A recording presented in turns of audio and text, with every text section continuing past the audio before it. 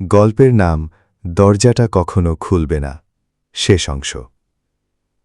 আরিফের শরীর যেন পাথর হয়ে গেল। তার নিজের ঘরের দরজার ভেতর দিক থেকে ঠক ঠক ঠক। সে ধীরে ধীরে পিছিয়ে এল। চোখ দরজার দিকে আটকে আছে। গলাটা আবার শোনা গেল। এবার কোথায় যাবে? গলাটা এবার একদম পরিষ্কার। এটা তার নিজের কণ্ঠ। আরিফ কাঁপতে কাঁপতে বলল, তুই কে? হঠাৎ ঘরের বাতিটা নিভে গেল। পুরো ঘর অন্ধকার, শুধু দরজার নিচ দিয়ে একটা ফ্যাকাশে আলো ঢুকছে। আর সেই আলোর মধ্যে দেখা গেল একটা ছায়া। দাঁড়িয়ে নেই, উল্টো করে, মাথা নিচে, পা ওপরে, যেন ছাদের সাথে লেগে আছে। ধীরে ধীরে সেই ছায়াটা দরজার ফাঁক দিয়ে ভেতরে ঢুকতে শুরু করল। কিন্তু দরজা তো বন্ধ। আরিফ বুঝতে পারছিল ওটা দরজা দিয়ে ঢুকছে না, ওটা যেন দেয়ালের ভেতর দিয়ে গলে ঢুকছে। তার নিঃশ্বাস বন্ধ হয়ে আসছে। হঠাৎ তার ফোন আবার কাঁপল। সে কাঁপা হাতে ফোনটা তুলল। একই আননোন নাম্বার। মেসেজ। ওটা ইতিমধ্যেই ভেতরে ঢুকে গেছে। আরিফ ফোনটা ফেলে দিল। তার পেছনে হালকা একটা ফিসফিস শব্দ।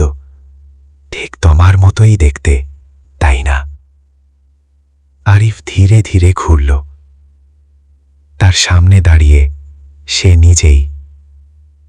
একদম হুবহু, কিন্তু চোখ দুটো সম্পূর্ণ কালো। আর ঠোঁটের কোণে অস্বাভাবিক এক হাসি। ওটা মাথা কাঁধ করে বলল, তুমি তো দরজা খোলনি, তাই আমি নিজেই ঢুকে পড়লাম। আরিফ পিছিয়ে যেতে যেতে দেয়ালে ঠেকে গেল। ওটা এক পা করে এগিয়ে আসছে। কিন্তু তার পা মেঝেতে পড়ছে না, ভাসছে। হঠাৎ ঘরের আয়নাটা নিজে থেকেই কেঁপে উঠল। আয়নার ভেতরে দেখা গেল আরিফ এখনো দরজার সামনে দাঁড়িয়ে দরজা খুলতে যাচ্ছে। কিন্তু বাস্তবে সে তো ঘরের ভেতরে।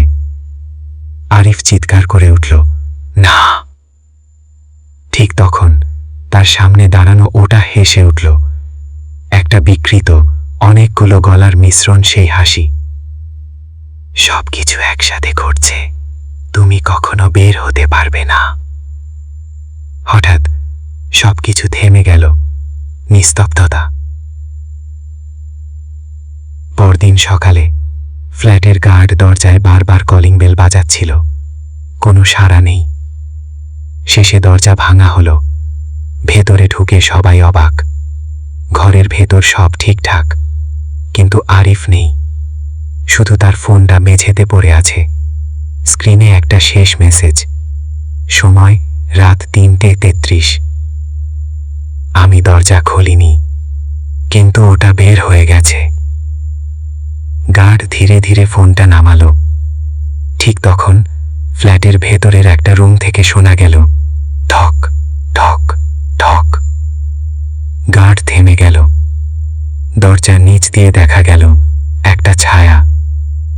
সে কাঁপা গলায় বলল, কে?